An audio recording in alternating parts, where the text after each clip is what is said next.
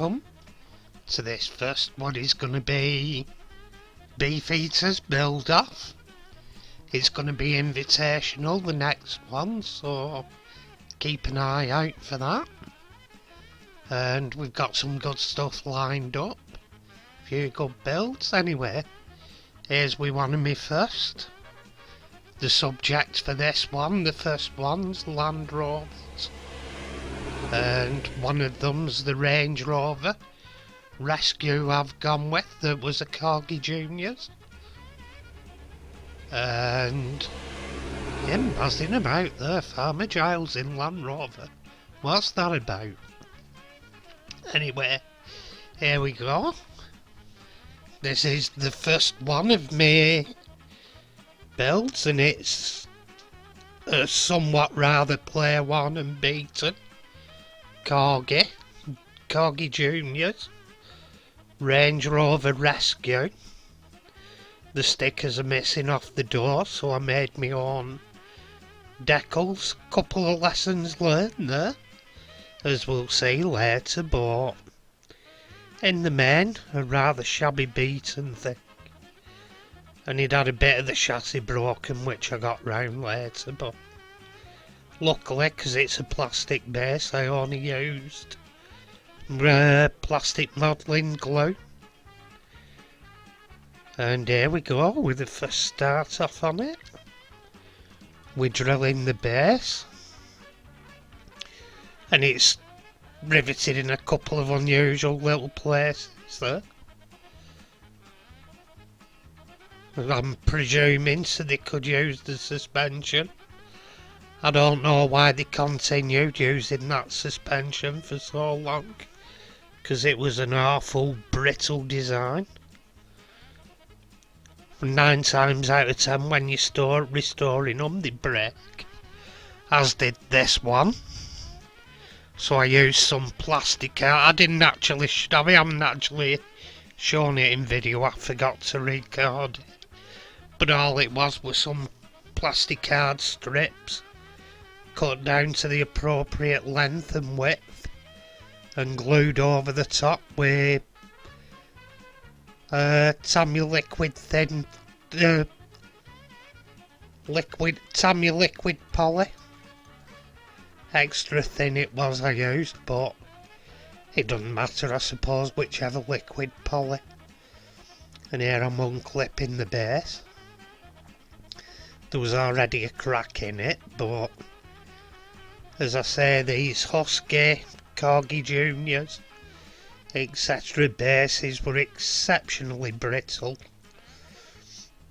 And just pushing out the screen next. And it's quite a nice shape. I suppose it's a smaller one of the, what was it called? They did a larger Corgi Whiz Wheels Police Range Rover, I'm trying to think of the name. And here we are in the caustic bath of doom. And paint come off rather good on this one, as opposed to I've also done a majorette for these builds, and the majorette, least said about that the better. It was a nightmare to strip the paint. It went through the caustic baths twice, and then got paint stripper on it twice. The caustic had eaten the casting metal. And here I'm going with a wire brush over it. So I'm going to have to do a bit of filling on the majorette one this afternoon and sand it level tomorrow. All the last minute jobs for the videos. This evening I'm probably going to build up the Land Rover wreck truck, because all the paint will be dry on that. And there we go. All the paint's off it. And here I'm drilling the posts.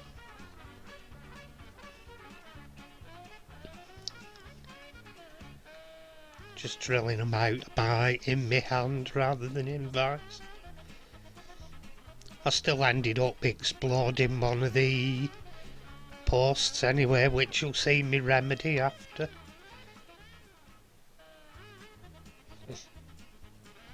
I ended up putting a tap down it to give it a bit of thread, then you'll see in a bit.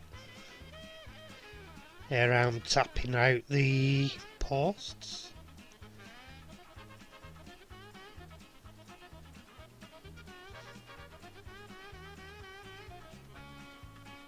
And carrying on tapping and more tapping.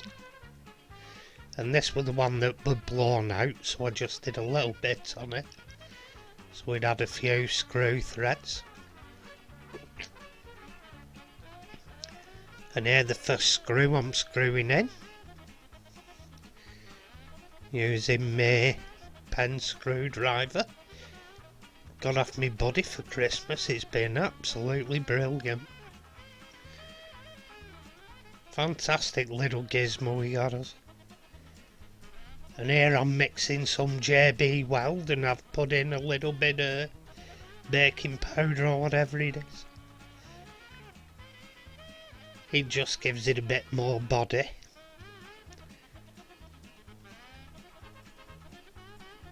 And what I've done is, you can just tell there I've put a screw in it, but half of it's exposed, so it won't screw in by itself.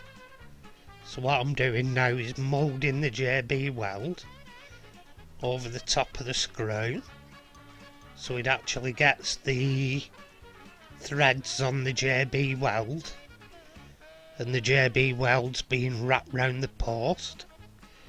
So afterwards I'll unscrew the screw, or so my theory went, and as it goes it worked.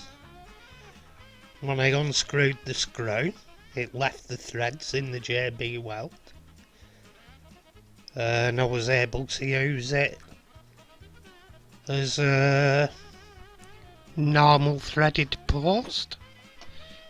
And as you can see, I'm still wrapping the JB Weld around it there and sculpting it to make the basically a new post with thread inside.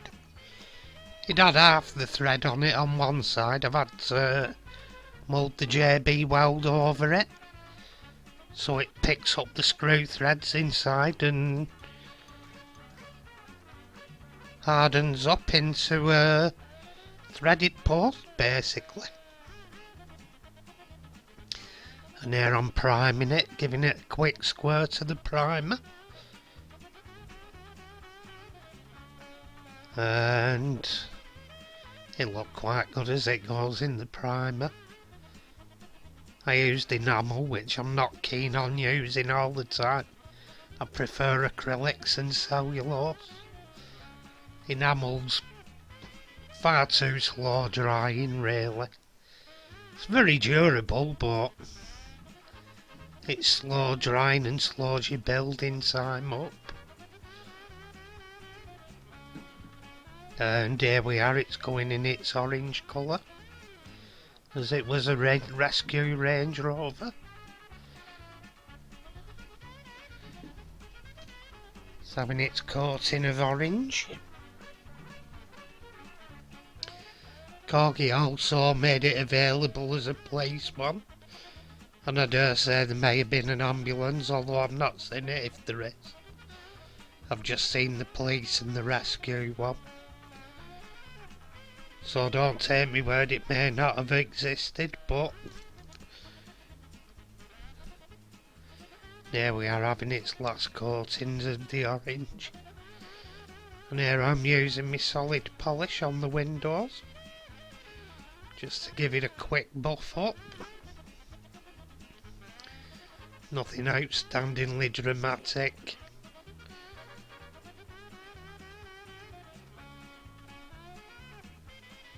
There we go. Keeping on with the buffing. And here I'm using Tamiya Clear Blue. Sounds like a pregnancy kit, doesn't it?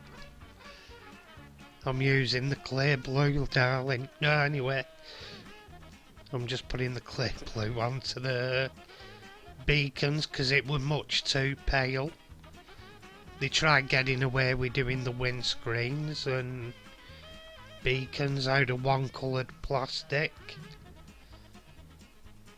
but the beacons in reality are much darker blue, which the Tamiya's worked out brilliant for.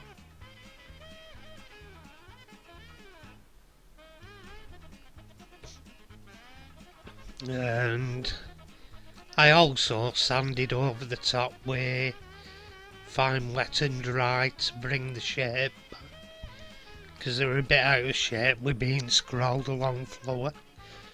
And here I made some homemade decals, but one folded in half and put a crease in the middle, so it took off some of the printing ink and it made the white show up underneath that one there. It folded in half on me and creased it and lost the ink. I could have put another one of them on, but I thought for what it is, it's not that bad really. It's livable with, compared to, in the scheme of things, what it was like before I started doing it. I can live with it. I've gone over a bit overboard. I've done a bit extra on it than the Toy Factory would have, than Corgi would have. But it looks nice. I'm not gone over mad with it. Just a few extra details that make the difference, that I'm sure Corgi would have done if they had time on the production line. It all comes down to time and costs for what they put on them.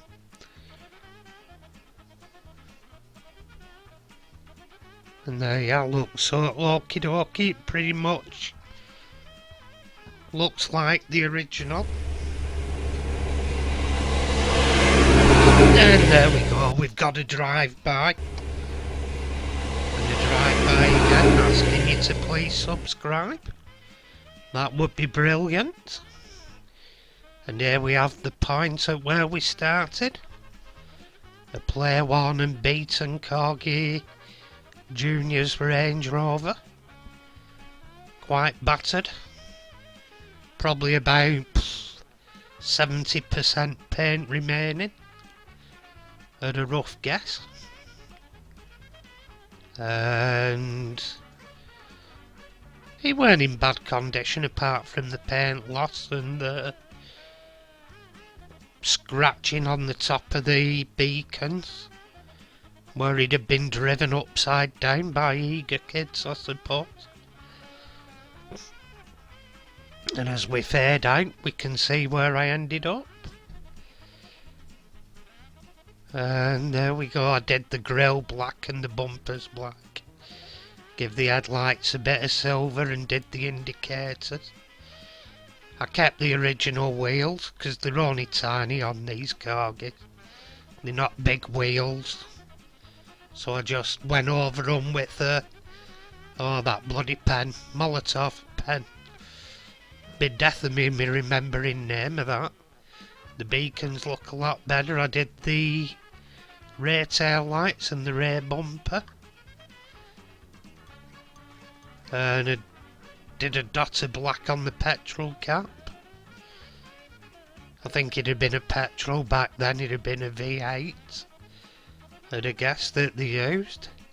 Anyway, thank you very much for watching, and goodbye.